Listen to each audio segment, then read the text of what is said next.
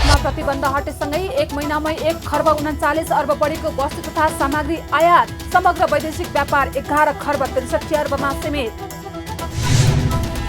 व्यापार घाटा कम गर्न आन्तरिक उत्पादनमा वृद्धि गर्नुपर्नेमा उपप्रधानमन्त्री श्रेष्ठको जोड। समृद्धिको नाराले मात्रै अर्थतन्त्र चलायमान नहुने जिकिर। ब्याज दर तत्काल घटाउन व्यवसायीहरूको माग। र संयुक्त रूपमा बजार अनुगमन गरेर राजस्व चोरी रोक्न प्रधानमन्त्रीको निर्देशन। सबै सरकारी निकायले स्वदेशी उत्पादनलाई प्रयोग गर्नुपर्ने प्राथमिक नीति निर्धारण गर्न आग्रह। नमस्कार, कारोबार समाचारमा स्वागत छ। अब समाचार विस्तारमा। नेपालले चालु आर्थिक वर्षको 8 महिनामा विभिन्न मुलुकबाट 10 खर्ब भन्दा धेरैको वस्तु तथा सामग्री आयात गरेको छ।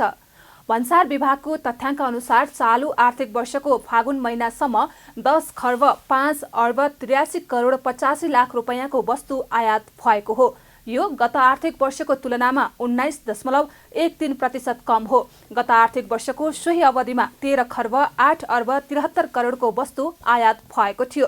सरकारले आयात प्रतिबन्धका कारण राजस्व खुम्चिँदै गएको भन्दै प्रतिबन्ध हटाएसँगै फागुन महिनामा आयातमा उकालो लागेको छ। फागुन महिनामै 1 खर्ब 39 अर्ब 22 करोड रुपैयाँको वस्तु आयात भएको छ। माघ महिनासम्ममा 9 खर्ब 19 अर्ब 16 करोड 53 लाख रुपैयाँको वस्तु आयात भएको थियो। वस्तु आयात र निर्यात दुवै खुम्चिएको यो वर्ष कुल वैदेशिक व्यापार घाटा र भन्सार राजस्वमा समेत ठूलो गिरावट आएको छ। यसरी समग्रमा वैदेशिक व्यापारका सूचक ऋणात्मक देखिएका छन्। चालु आर्थिक वर्षको फागुन महिनासम्म वस्तु निर्यात 1 अर्ब 4 करोड 79 लाख रुपैयाँ पुगेको छ। यो गत वर्षको तुलनामा 29.07%ले कम हो। आयातमा भएको गिरावटले व्यापार घाटा अघिल्लो वर्षको तुलनामा 17.86%ले कम भएको छ। फागुन महिनासम्म 9 खर्ब 53 अर्ब 8 करोड रुपैयाँको व्यापार घाटा बेहोरेको छ। समग्र वैदेशिक व्यापार 20.14%ले घटेको भन्सार विभागको तथ्याङ्कले देखाएको छ। चालु आर्थिक वर्षको 8 महिनामा समग्र वैदेशिक व्यापार 11 खर्ब 63 अर्ब 31 करोड 81 लाख रुपैयाँ भएको हो। उपप्रधान एवं भौतिक पूर्वाधार तथा यातायात मन्त्री नारायण काजी श्रेष्ठले पुँजीगत खर्च कार्यान्वयनको क्षमता वृद्धि र व्यापार घाटा कम गर्न नसकेसम्म अर्थतन्त्र चलायमान हुन नसक्ने बताउनु भएको छ। बिहिबार नेपाल इटली उद्योग वाणिज्य सङ्घको कार्यक्रममा बोल्दै मन्त्री श्रेष्ठले पुँजीगत खर्च कार्यान्वयनको क्षमता वृद्धि र व्यापार घाटा कम गर्न नसके समृद्धिको जतिसुकै नारा लगाए पनि देशको अर्थतन्त्र चलायमान हुन नसक्ने बताउनु भएको हो। उहाँले अर्थतन्त्र चलायमान गर्न देशमा सुशासन कायम गर्न सक्नुपर्ने बताउनु भएको छ। यसका लागि सरकार र निजी क्षेत्र मिलेर अघि बढ्नुको विकल्प नरहेको जिकिर उहाँले गर्नुभयो। उहाँले मुलुकको व्यापार घाटा कम गर्न उत्पादनमा वृद्धि, आयात प्रतिस्थापन र निर्यात प्रवर्धन गर्न जरुरी रहेको पनि उल्लेख गर्नुभयो। मन्त्री श्रेष्ठले ऋणको ब्याज दर अहिले धेरै नै बढेको भए पनि व्यापारमा ठोस निर्णय गरेर कार्यान्वयन गर्ने बिन्दुमा सरकार नरहेको समेत स्पष्ट पार्नुभयो।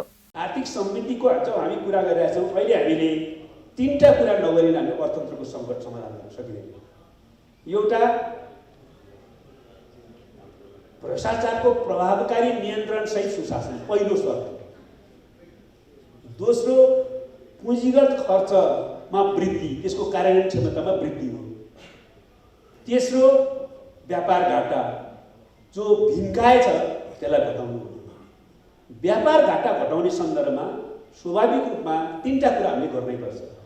उत्पादनको वृद्धि गर्ने, त्यसपछि आयात प्रतिस्थापन गर्ने र त्यसद्वारा आयात नियन्त्रण गर्ने। कृत्रिम आयात नियन्त्रण होइन, आयात प्रतिस्थापन गर्ने प्रक्रियाद्वारा आयात नियन्त्रण गर्ने र निर्यात प्रवर्धन गरेर मात्रै हामीले व्यापार घाटा कम गर्न सक्छौँ।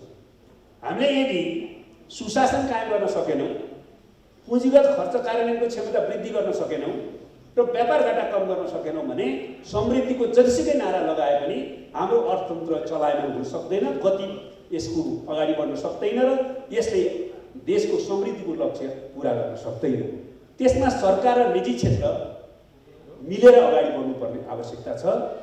मन्त्री श्रेष्ठले नेपाल र इटली बीचको कूटनैतिक सम्बन्धलाई नागरिक स्तरमा विकास गर्दै दुई मुलुक बीच एक अर्काका उत्पादन आदान प्रदान तथा नेपालमा इटालियन पर्यटक भित्राउने काम गर्नुपर्ने पनि बताउनु भयो।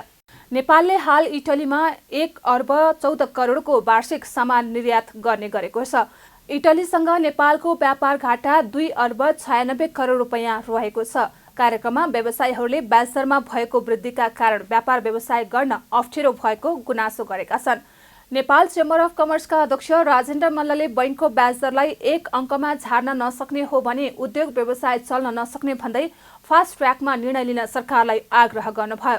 उहाँले ब्याजदर नघटे मुलुकको अर्थतन्त्रलाई अप्ठ्यारो पार्न सक्नेतर्फ पनि सचेत गराउनुभयो। अध्यक्ष मल्लले बेस रेटमा हुने प्रिमियम दर 2% कायम राख्न सके ब्याजदर घट्ने विश्वास समेत व्यक्त गर्नुभयो। ब्याजदरमा पनि वृद्धि गरेको छ। मान्य हुकुमज्यू धेरै नै कठिन हुन्छ यो ब्याजदरलाई छिटोभन्दा छिटो केही घटाइएन, यसलाई सिङ्गल डिजिटमा झार्न सकेन भने हाम्रो उद्योग व्यवसाय फस्टाउनेवाला छैन र मुलुक चाहिँ एक दिन अप्ठ्यारो अवस्थामा पुग्न सक्छ। यसमा गर्न सक्ने कुरा सरकारको तर्फबाट छिटोभन्दा छिटो फास्ट ट्र्याकमा 0.5% 1 सुका 1 मोर गरेर चाहिँ ब्याजदर तलमाथि गर्ने होइन कि गर्नै सक्ने कुराहरू हामीले प्रष्ट रूपमा देखिरहेका छौँ। हामीले सरकारलाई, राष्ट्र ब्याङ्कलाई, सामान्य प्रधानमन्त्रीलाई पनि चाहिँ सुझाइरहेका छौँ यो ब्याज दर घटाउनको लागि छिटोभन्दा छिटो यो जुन बेस रेटमा पनि लिने प्रिमियमहरू छ असाध्यै चाहिँ लाखापाखा भएका छन्। ठुलालाई चाहिँ सानोलाई ऐन, कसैलाई चाहिँ के बेस रेटमा प्रिमियम 0.5% हुने, कसैलाई चाहिँ 5-6% हुनेखेरि कसरी उद्योग व्यवसाय फसाउन सकिन्छ यतातिर सरकारको विशेष ध्यान जानुपर्छ। र हामीले पटक पटक आग्रह गरेका छौँ यो बेस रेटमा लिने प्रिमियम छ यसलाई 2%मा लगअप गर्नुपर्छ। त्योभन्दा साथै हाम्रो ब्याज दर घट्ने अवस्था छ। चेम्बरका अध्यक्ष मल्लले मुलुकभित्र चुलिँदै गएको व्यापार घाटा कम गर्न स्वदेशमा आधारित प्राकृतिक स्रोत साधनलाई प्रयोग हुने गरी निर्यात गर्न सुझाव पनि दिनुभयो। यस सम्बन्धित विभिन्न आर्थिक ऐनहरू संसदमा अड्किएका कारण स्वदेशी उत्पादन प्रवर्धन हुन नसकेको उहाँको भनाइ छ। प्रधानमन्त्री पुष्पकमल दाहालले पत्रकारिता विकास कोष स्थापना गर्ने घोषणा गर्नुभएको छ। बिहिबार सामुदायिक रेडियो प्रसारक सङ्घको कार्यक्रमलाई सम्बोधन गर्दै प्रधानमन्त्री दाहालले पत्रकार र सबै प्रकारका सञ्चार माध्यमहरूको पेशागत तथा भौतिक सुरक्षाको प्रत्याभूतिका लागि स्थायी प्रवृत्तिको पत्रकारिता विकास कोष स्थापना गर्ने घोषणा गर्नुभएको हो। उहाँले सञ्चार माध्यमलाई साना, मझौला र ठूला लगानीका आधारमा वर्गीकरण गरी सुविधा प्रदान गर्ने बताउँदै सङ्घ र प्रदेश तहमा आम सञ्चार प्रशिक्षण प्रतिष्ठान स्थापना गर्ने प्रतिबद्धता गर्नुभयो। प्रधानमन्त्री दाहालले आम सञ्चार माध्यममा सबै वर्ग, क्षेत्र, जाति, भाषा र समुदायको पहुँच बढाउने गरी समावेशी लोकतान्त्रिक सूचना तथा सञ्चार नीति जारी गर्न प्रतिबद्ध रहेको समेत बताउनुभयो। पत्रकार र सबै प्रकारका सञ्चार माध्यमको पेशागत तथा भौतिक सुरक्षाको प्रत्याभूति सम्पूर्ण पत्रकारहरूको स्वास्थ्य, दुर्घटना एवं हुलदङ्गा एवं आतङ्कको बिमा, साना लगानीका सञ्चालित तथा मोफसलका सञ्चार माध्यमको सञ्चालन र स्थायित्वको लागि स्थायी प्रकृतिको पत्रकारिता विकास कोष स्थापना गरिनेछ। यो जानकारी पनि म गराउन चाहन्छु। वर्तमान सरकार सञ्चार माध्यमको व्यावसायिक र संस्थागत विकासका लागि मिडियालाई राष्ट्रिय सेवामूलक उद्योग सरह मान्यता प्रदान गरी संरक्षण र सम्वर्धनको नीति लिँदै आम सञ्चार माध्यममा सबै वर्ग, क्षेत्र, जाति, भाषा र समुदायको पहुँच बढाउने गरी समावेशी लोकतान्त्रिक सूचना तथा सञ्चार नीति जारी गर्न प्रतिबद्ध रहेको छ। प्रधानमन्त्री दाहालले प्रविधि मैत्री सरकार र नेतृत्वको सकारात्मक भूमिका एवं पहलबाट मात्रै सामाजिक न्याय, सुशासन र समृद्धिको लक्ष्य हासिल गर्न सकिने भन्दै वर्तमान सरकार निर्वाचनमा व्यक्त जनादेशका आधारमा राजनीतिक व्यवस्थापनको कामसहित विकास र समृद्धिको यात्रामा द्रुतता रूपमा अगाडि बढ्ने सङ्कल्प रहेको पनि बताउनुभयो। कार्यक्रममा नेकपा एकीकृत समाजवादीका उपाध्यक्ष राजेन्द्र प्रसाद पाण्डेले स्वदेशी उत्पादनको वृद्धि गर्न सरकारलाई आग्रह गर्नुभयो। विदेशी उत्पादनलाई प्राथमिकता बढी दिने गरेको भन्दै सामुदायिक रेडियोहरूले स्वदेशी उत्पादन चलाउनुपर्छ भन्ने अभियान सञ्चालन गर्नुपर्नेमा जोड दिनुभयो। उहाँले नेपालीहरूले आफ्नै देशमा उत्पादित सामग्रीहरूको प्रयोग गर्ने हो भने व्यापार घाटा नियन्त्रणमा आउने दावी गर्नुभयो। हाम्रो स्वदेशी उत्पादनलाई माया गर्ने कुरामा ध्यान दिन जरुरी छ। म तपाईहरुलाई बताउँ, खरबौं हामी व्यापार घाटा कति पुगिसकेको छ भन्दाखेरि खरबौं रुपैयाँ हामी घाटामा जाने गर्छौं। हाम्रो आफ्नो उत्पादन हामी बिक्री गर्न सक्दैनौं, आफ्नो उत्पादन हामी लाउँदैनौं, विदेशी उत्पादनमा माया गर्छौं। यस्ता रेडियोले स्वदेशी उत्पादन प्रयोग गरौं भन्ने अभियानका साथ तपाईहरुले प्रचार गर्नुहोस्। कार्यक्रममा नेपाली कांग्रेसका महामन्त्री गगन कुमार थापाले नागरिक तर्साउने कुरामा नलागी नागरिक र देश विकासका लागि सोच्न प्रधानमन्त्रीलाई सुझाव दिनुभयो। उहाँले प्रधानमन्त्रीले एक्लै बस्दा डराउनु पर्ने स्थिति सिर्जना हुनु जनतामा नैराश्यता रहेको स्पष्ट पार्नुभयो। उहाँले सामुदायिक रेडियोको उन्नयनका लागि आफूले सबै किसिमको सहयोग गर्ने प्रतिबद्धता समेत जनाउनुभयो। भक्तपुरको लाँकुरी भन्ज्याङमा टेरेस रिसोर्ट एन्ड स्पा सञ्चालनमा आएको छ। भक्तपुर र ललितपुरको सङ्गम काठमाडौँ उपत्यकाको रमणीय स्थल लाँकुरी भन्ज्याङमा आन्तरिक तथा बाह्य पर्यटकका लागि पर्यटन व्यवसायी आङ छिरिङ शेर्पाको एस्टेक समूह र अर्जुन शर्माको अग्नि समूहले दि टेरेस नामक रिसोर्ट एन्ड स्पा सञ्चालनमा ल्याएका हुन्। 40 रोपनी जमिनमा फैलिएको उक्त रिसोर्ट करिब 1 अर्ब रुपैयाँ लागतमा निर्माण गरिएको हो। होटलमा 2 suite room, living room, bedroom, balcony, jacuzzi सहितका रुम छन् भने सम्पन्न पर्यटकहरूका लागि नै लक्षित गरेर 16 वटा डिलक्स रुमको पनि व्यवस्था गरिएको छ। त्यस्तै रिसोर्टमा खुला स्विमिङ पुल, पाहुनाहरूको लागि मनोरञ्जनको लागि भन्दै 2 वटा बिलियर्ड रुम, योगा, स्पा र जिमका अलग अलग कक्षहरू पनि रहेका छन्। सभा, सम्मेलन र सेमिनार सहित विभिन्न पार्टी गर्ने सुविधाका लागि 200 जना सहभागी बन्न सक्ने सुविधा सम्पन्न कन्फरेन्स हलको निर्माण समेत गरिएको छ। रिसोर्ट निर्माण कार्य सन् 2014मा सुरुवात भए पनि भूकम्प, नाकाबन्दी, कोरोना महामारीका कारण 7 वर्ष लागेको हो। रिसोर्टबाट काठमाडौँ उपत्यका र हिमाली क्षेत्रको दृश्य अवलोकन गर्न सकिनेछ। प्रधानमन्त्री पुष्पकमल दाहाल प्रचण्डले बजार अनुगमन प्रभावकारी बनाउन निर्देशन दिनुभएको छ। बिहिबार प्रधानमन्त्री तथा मन्त्री परिषदको कार्यालय सिंहदरबारमा जुत्ता चप्पल व्यवसायीहरूसँगको छलफलमा प्रधानमन्त्री दाहालले आन्तरिक राजस्व कार्यालय, राजस्व अनुसन्धान विभाग र वाणिज्य विभागलाई संयुक्त रूपमा बजार अनुगमन गर्न निर्देशन दिनुभएको हो। उहाँले अवैध आयात नियन्त्रण गर्न राजस्व अनुसन्धान विभाग, सुरक्षा निकाय र स्थानीय प्रशासनले संयुक्त टोली परिचालन गर्न आग्रह गर्दै कच्चा पदार्थ र तयारी पदार्थ वा वस्तुको भन्सार दरमा कम्तीमा 10% फरक पर्ने गरी नीतिगत पुनरावलोकन गर्ने तयारी गर्न पनि निर्देशन दिनुभयो। उहाँले सबै सरकारी निकायले स्वदेशी उत्पादनलाई प्रयोग गर्नुपर्ने प्राथमिक नीति निर्धारण गर्न समेत निर्देशन दिनुभयो। बैठकमा प्रधानमन्त्री दाहालले छलफल गर्ने, नीति बनाउने तर कार्यान्वयन नगर्ने परिस्थिति अब रहन नहुने स्पष्ट पार्नुभयो।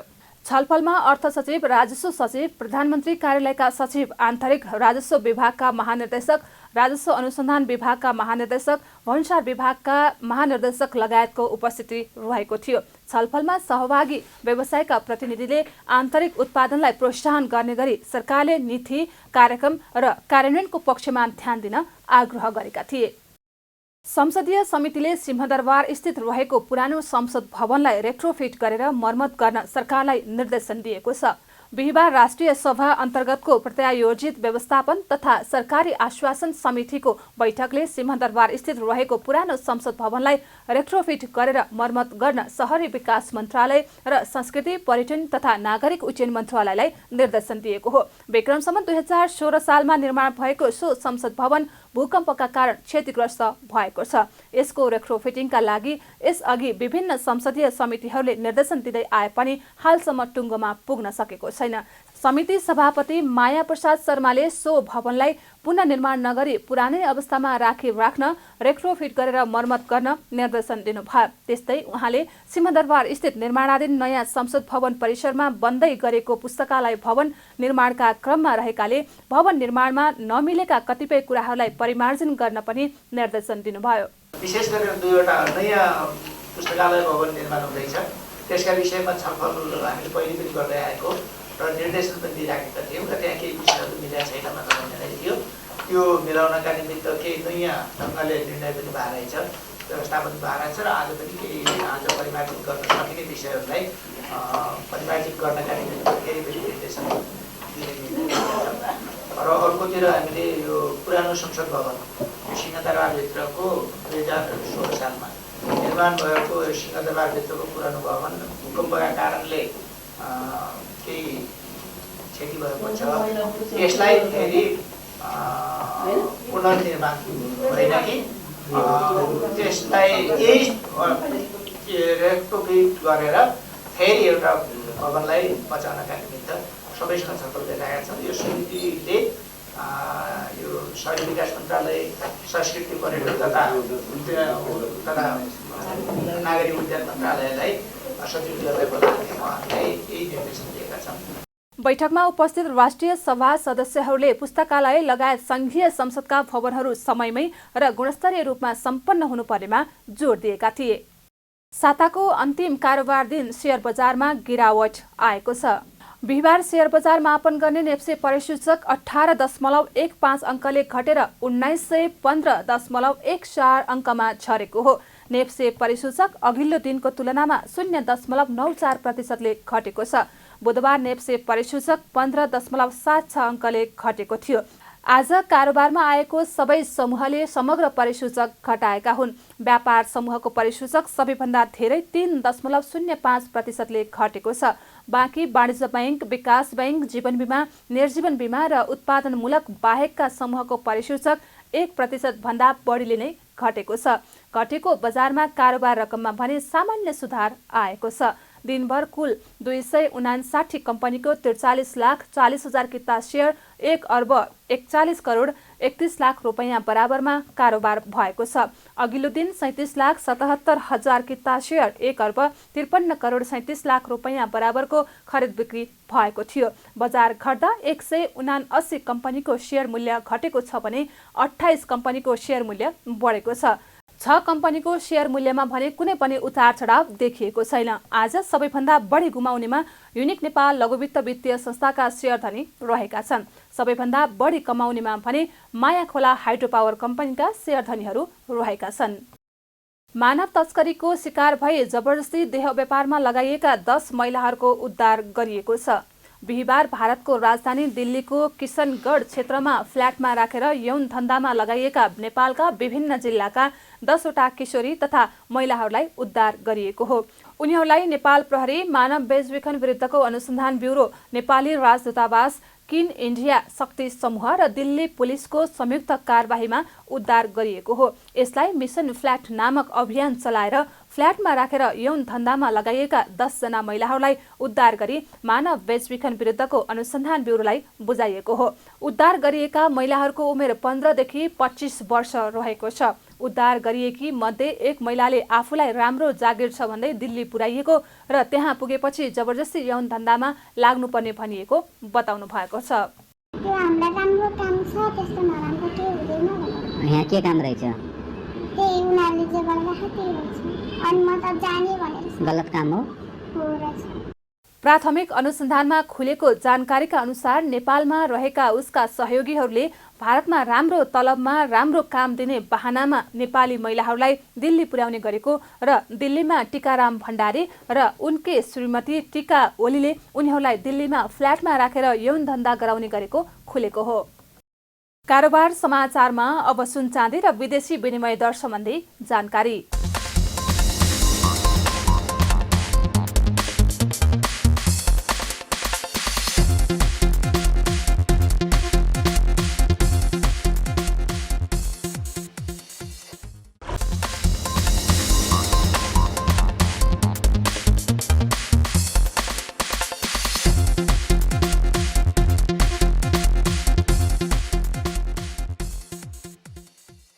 बिदा हुनु अघि अहिलेसम्मका प्रमुख समाचार फेरि एकपटक।